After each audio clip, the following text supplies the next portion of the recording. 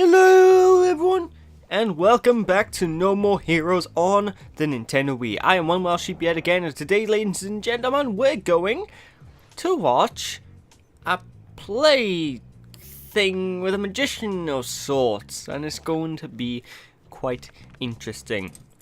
Now, this upcoming mission by here, ladies and gentlemen, is what I consider probably be one of the laziest missions in the game. Because you remember the subway area we were at before? Well, this entire mission basically revolves around us going back to the subway. Now, you might wonder, what's so big a deal about that? Well, the only difference is, last time we didn't fight enemies in the subway. This time, we gotta fight all the enemies in the subway. And that's basically the only difference between the mission. You just go to the subway, Bob's your uncle, fight mooks, fight a minigame. Well, we don't fight a minigame, but we're gonna play a minigame. And I'll talk more about the minigame when we get to it, but I do like it. It's a nice change of pace when we do get to the minigame. I really do like it when developers try to change things up a little bit with minigames every now and then. But I digress. It's time to do this.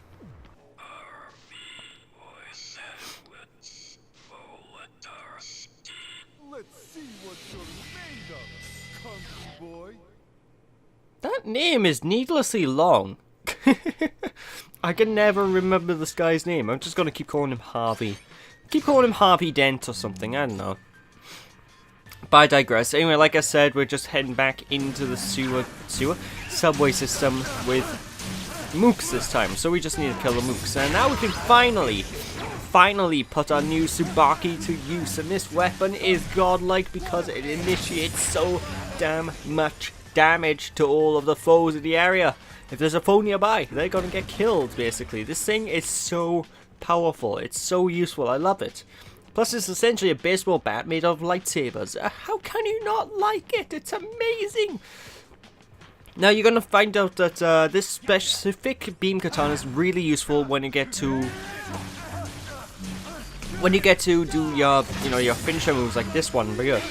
Because what you'll see is, it's very likely for the finisher move to take out hundreds of enemies. Like every enemy in a single room, if they're right nearby you, they will all die. They will all just be demolished just because.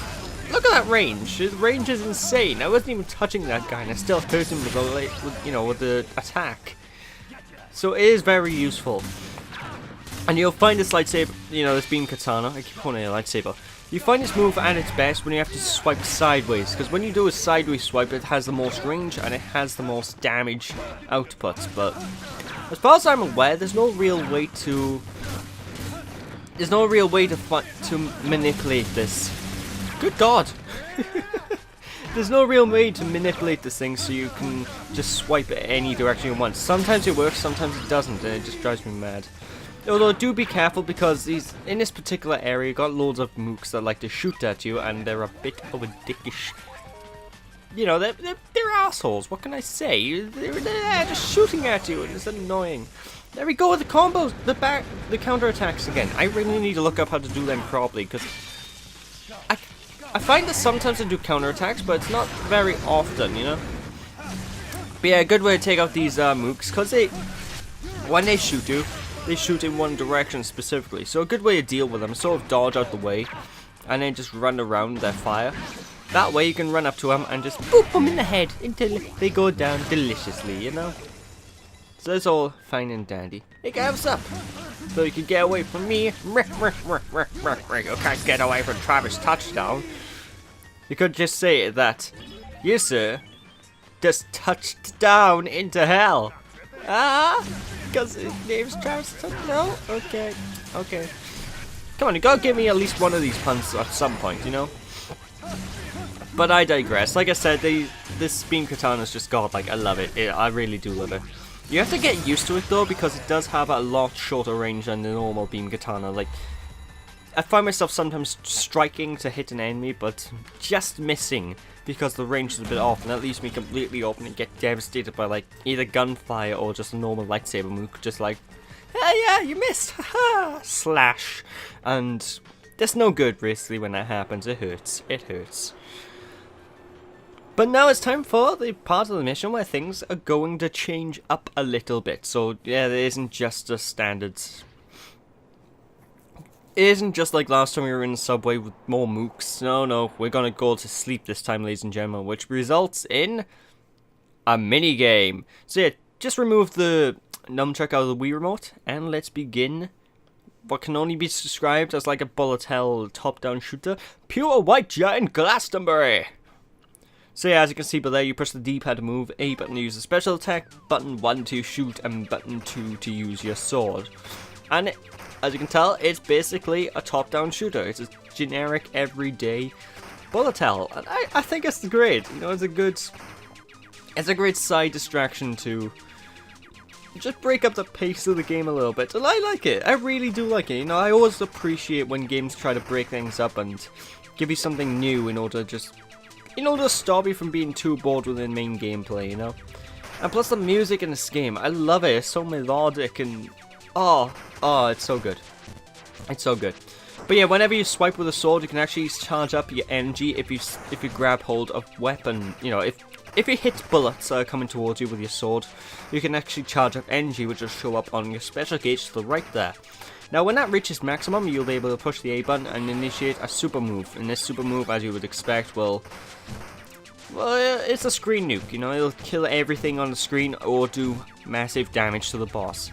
Unfortunately, this isn't an entire game, you know, ladies and gentlemen. This is only one level, which is kind of a shame because I would love to play this as a full-blown game. Once you reach the halfway point, the game gives you like power-ups and stuff that will just sort of float about, and I don't know what game has these type of power-ups. I remember maybe 1948. That was a top-down shooter that I remember, so probably kind of like that. But, yeah, every now and then power-ups will pop up. Just run into the power-ups, just grab them. If you see a T, it'll give you 2 laser blasts to shoot ahead. And if you get the W one, I think it's a W anyway, you will end up shooting in 3 directions across the entire screen, which is so handy. It's so handy. Sweet Jesus. Well, I brought him to an explosive end.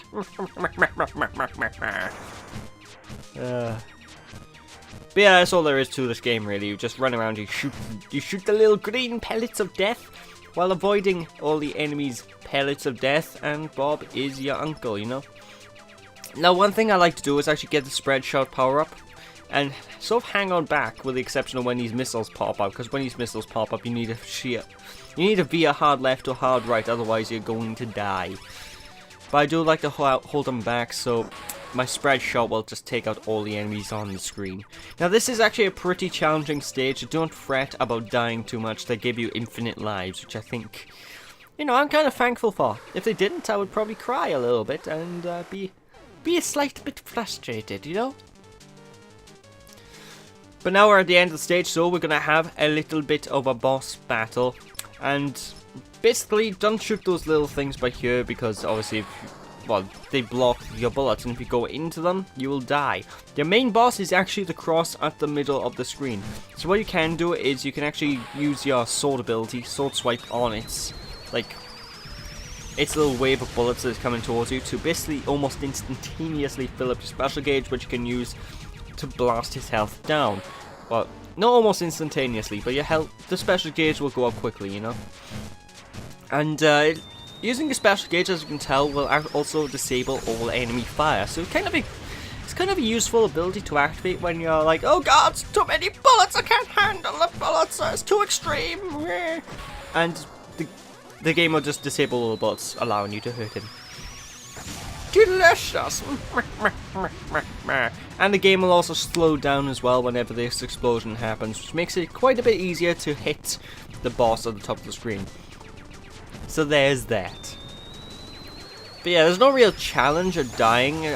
There is a time limit which I just found out now, and I don't know what happens if the time limit goes to 0, but maybe you miss a stop on a train or something. You have to redo the mission. That's probably what happens now if the time limit goes to 0. But this mission is easy enough. You just continue shooting at it until it explodes in a blaze of glory. There we go. That was a little bit anticlimactic. I wanted a bit of a bigger explosion in that game. He just sort of poofs away, like poof. Oh, you are the winner. Congratulations. You have completed a great game and proved the justice of our culture. Now go rest, our heroes. If any of you don't actually know what I'm talking about, I'm referencing the old Ghostbusters game. That was awful. And of course, whenever we get a ranking system, I'm always going to type in ass because it's a ranking system. If you went to the arcades and you didn't type in ass, something's wrong with you. Unless, of course, the arcade machine didn't allow it, which I know a couple of the machines didn't. They had things built in to stop you from typing that in, which kind of bugs me. Like, what if your name was Andrew Sir Sainsbury or something? If your name was Andrew Sir Sainsbury, then you wouldn't be able to type in your initials, would you? So you type in ass because, you know, ass for Andrew. And then, oh no, it won't let me do it. It's kind of depressing. Yes. Granted, I don't think there's anyone on the planet named Andrew Sir Sainsbury, but if there is, I tip my hat off to you, sir. But I digress. What's up, Sylv? Come on. You can do this. You're almost to the next ranked fight. Winners proceed to the 4th rank.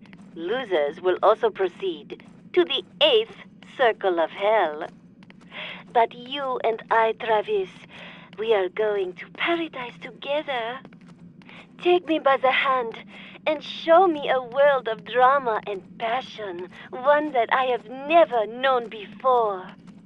But be sure to hit the bathroom first. As soon as you are ready, come for me. Don't leave me waiting. Today, little Sylvia has done herself up quite well, I must say. My skin is so silky and smooth. This, quote, charisma makeup artiste from Japan gave me, like, the most incredible color gradation ever. I really hate how she says, dondaki, like some stupid bimbo. And will you look at that? Today you are going to win with 2,000% certainty. One hot night together, you and me, coming right up. A promise is a promise. Trust your force, Travis, and head for the Garden of Madness.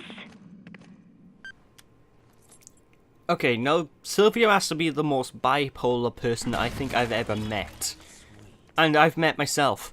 Like, I can change moods from immediately happy to immediately frustrated in a matter of a split second. But she been going on about us, oh, you're gonna lose this with 2,000% certainty, and now she's suddenly going, now you can win, I think, yeah.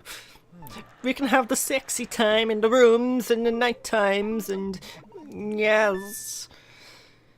It makes me worried about this boss fight's difficulty. I don't know why. It just makes me really paranoid about how difficult this boss is going to be.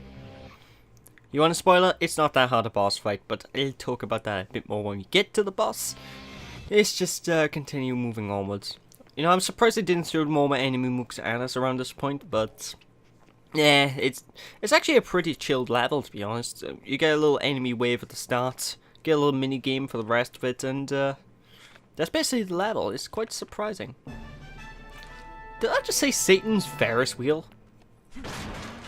Well, even the god of the underworld, Hades himself, has to have a fun day in an amusement park, I suppose.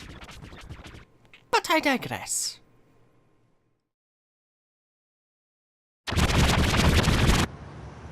You are late, handsome. Hurry, the show's about to start. What's with all the excitement? It is not every day you get to watch a big fight from VIP seats. Of course I am excited, but I am most excited being with you. Whoa, you're serious? I wouldn't do that if I were you. Oh shit, oh shit! I'm packing heat, baby! Wow.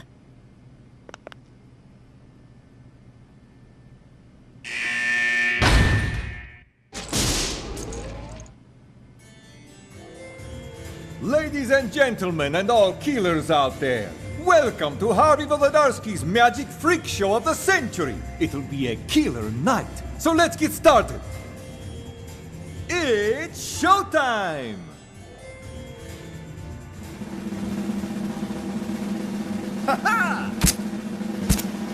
Oh my! Quiet, quiet, please!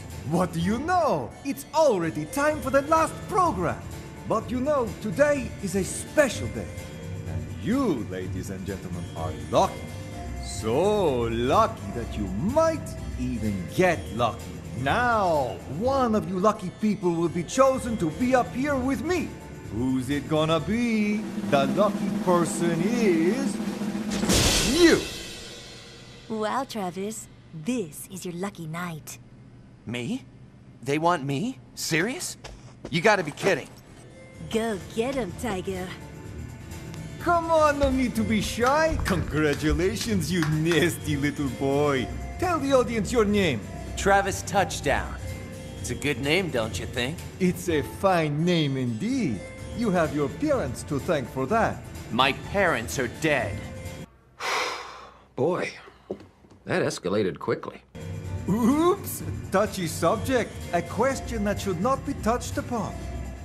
That's okay. Really, it is. There, don't let it bother you. Hold on to your hopes and don't give up, my nasty little boy. Thanks. I'll remember that. So you came to enjoy the show? Damn right I did.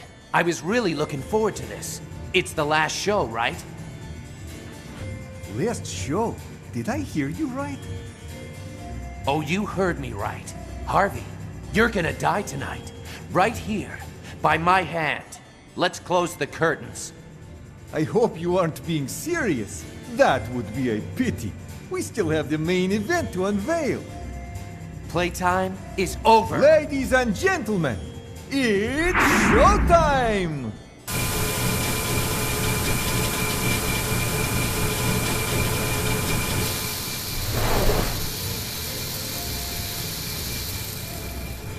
On to the grand finale! Now this is entertainment! Yeah! It's killing time! So here we are, ladies and gentlemen. Now it's time to take on the next ranked assassin, Harvey. Ridiculously long name. So Harvey, by here, to start things off, he's gonna throw doves at you, and honestly, he's not that difficult a boss fight. And because he's a magician, he does a lot of trickery involving like teleporting around the environment, and basically, he's gonna try and trick you. You know, he's gonna try and trick you into doing things, and that's mainly he's gonna be his strategy. He's not a very physical opponent, so he's not gonna be very aggressive, you know, ladies and gentlemen. He's gonna try and run up to you, but he won't actually attack you all that much. You'll know if he goes to attack you because then he charges up, and you will pretty much always do that pirouette Crash Bandicoot spin of death. That is quite annoying. All you need to do to avoid it is run right away from him, and you will not get hit. So that's fine and dandy. And just keep wailing on him, you know, ladies and gentlemen. Like I said, he's a really defensive fighter more so than an offensive, so you just need to be careful. And occasionally he will flip the screen upside down, which will reverse your controls and make it really annoying just to fight him. When you can figure out the controls, it's not that big a deal, but you know, your first time playing, it might throw you off. And it's more of a minor nuisance than it is challenging, ladies and gentlemen. I'm gonna be perfectly honest with that. And also, this boss fight is the first of all the boss fights to start utilizing one-hit killing moves. Now, if you're playing this on a normal difficulty or higher, when you reach this point in the game, the bosses will start obtaining moves that will kill you in a single hit. And they will usually start utilizing these moves when they get to around half health or lower. And you're going to see it pretty soon. Now, for the first one, if you get caught by this guy's one-hit kill move, honestly, it's not too bad, you know, ladies and gentlemen. It's doable. You can handle it just fine, because it gives you more than enough ways to get out of it. However, later on down the line, you're going to start having one-hit kill moves that are easy to tell, but if you get hit, you know, there's no way out of them if you manage to get trapped by them, you know, ladies and gentlemen. But this guy is a very easy guy to stun as well, so just keep at it with your low strikes, which I always find the low strikes be perfect against these boss fights because they just tend to stun the bosses a lot more. It's probably due to the fact I think the low attacks are meant to be stronger and the fast attacks are meant to be faster. You know, the fast attack. Low attacks are meant to be stronger, the high attacks are meant to be stronger. That's why I'm faster. Jesus Christ, I can't talk, my tongue is getting tired all the time. Basically, use your low attacks all the time, and if you see him with his little duckies on top of his head, just be a bit careful. Now, when you hear the music start playing, he's going to teleport away, and there's going to be a giant purple light following you. If you get caught by this purple light, then you'll be stuck in a minigame that if you fail, you will die. So, just be prepared. Like right now, for example. Don't get caught. I think I do get caught a couple of times, but I manage to get out just fine. Now, the minigame is usually a generic Mario Party minigame in that you either have to mash a button to get out, or shake the Wii Remote to get out, or shake the nunchuck. It's one of those two things. It's kind of cool though, you know, I like it. And this animation will always play every single time. So it's pretty neat. It's pretty neat. What can I say? It's showtime. Oh god, my ears. This hurts my ears. But yeah, you don't find out if you waggled enough or pushed the button enough until the very last second, which can be quite annoying. Like, if you failed, you'll just sort of flop out of there dead. But if you succeeded, then, well, you'll all take a bow because you are honorable, you know. Entertainers are entertainers after all, even if they're fighting to the death. Entertainment's still the main goal in the whole grand scheme of things. And I do like this character, you know, Harvey is really an entertainer character. He's just, they play on the entertainer sort of sub-character thing to an extreme. Although his dove attack can be quite annoying, especially when you flip back from upside down and vice versa, because you will notice the doves, they don't do much damage, but they will clip you every so often, which will stop you in your tracks, which is, again, it's more of an annoyance than anything. As I say, this boss fight isn't really challenging, it's just annoying. You know, ladies and gentlemen, it's just annoying to get through. But of course, be careful as well. Always pick up some extra battery when you're low. You should know this by this point, ladies and gentlemen. But, you know, a bit of advice always helps. And I'm just expecting, like, Harry Potter to come out of nowhere. Flipendo! Wingardium Leviosa! Oh, stop it, Harry. Wingardium Leviosa. Ronald Weasley. It's Leviosa. Ah! If you have no idea what I'm talking about, there's an animation. I forgot what it's called. I think it's literally just called Wingardium Leviosa. Check it out. It's actually quite funny. You can probably find it on YouTube. But with that, ladies and gentlemen, he's pretty much down and out. And like I said, the boss fights do tend to drag on. I think I mentioned this in the previous boss fight, but boss fights tend to drag on a little bit more than they need to, which can be a bit of a nuisance, but they don't get too bad. Apart from the final boss goes on for freaking eternity. Well, the final two bosses go on for eternity, I should say. They're 2 parts each. But I digress, that's going way ahead of myself. Come on, your health is literally like less than a pixel. Well, it's a bit more than a pixel worth, but it's a tiny amount, you know, ladies and gentlemen. Come on, I just want to hit you. I want you to die, and I want to be successful. Now, as always, I think I pretty much clear this boss fight by charging up my my charge attack, because around this point of this health bar, he's going to start spamming all the attacks that give him invincibility frames, which just makes him even more tedious. So I do advise to charging up your charge attack and just striking him with that, because the charge attack, I think, basically avoids invincibility frames, so you can just strike them down. And they will not become more powerful than you can possibly imagine. They'll die! And you will be happy. It's dark! Somebody turn on the lights! I can't see shit! Oh, how am I supposed to perform in total darkness? Hit the lights! Hurry up! I can't see! It's dark! I'm surrounded by darkness!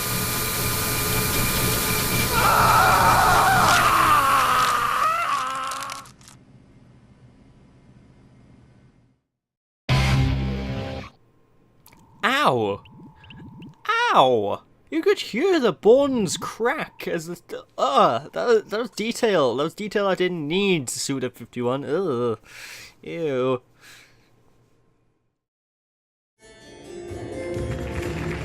The name is Travis Touchdown.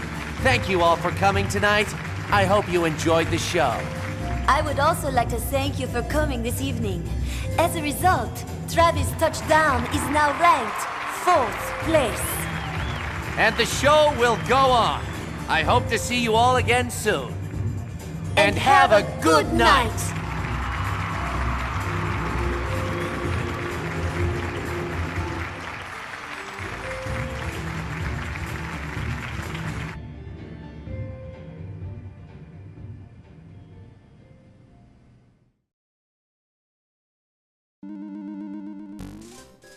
And with that, ladies and gentlemen, there's it for this part. So, as you could tell, we didn't pick up a health pickup, did we?